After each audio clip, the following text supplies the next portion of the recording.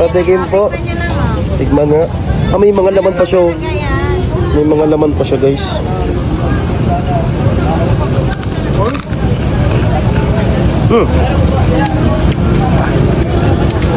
Okay yan. Ako ma'am, masarap ma'am ha. Dapat po. Dito kami sa may karkar guys. May mga chicharon dito. Sige to yung chicharon dito eh. Guys, nandito nga pala kami sa may Karkar City at iba't ibang klase ng mga chicharon. Ito daw yung sikat na food trip dito, chicharon, dito sa may Karkar. Kaya ngayon eh, nag-iikot-ikot nga pala kami.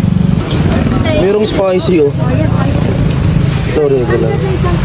Ang kulit no. Pulang-pula yung chicharon na spicy boss. Pulang-pula namumuli. Pulang-pula. Dito sa may Karkar, puro ano dito, mga pampasalubong boss no? Puro mga pampasalubong dito. Isang haba yan guys, puro chicharon. Dito sa may Karkar City, Cebu. Ate, 200 lang. 200. 100 pesos? May free taste yan, te. Ate, matikman na. Ito kulay pula. Pula-pula guys oh. Grabe. Spicy flavor.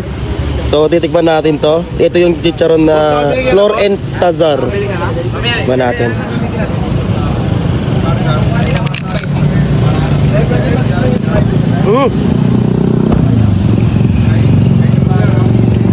Kumagat-agad yung anghang.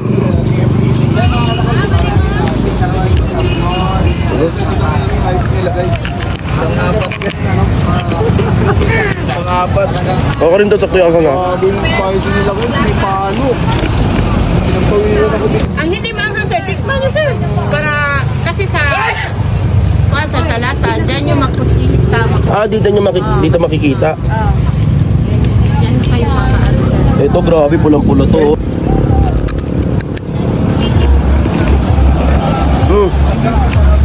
Ang sarap.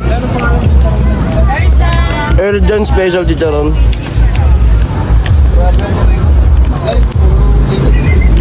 Boss, ano yan boss? Chicharon. Pwede pa hingi bossing? Oo naman. You know, yung pahaba. Yan. Ayan. Sige nga bossing. Grabe, ang sarap pag may taga-subo. Dapat.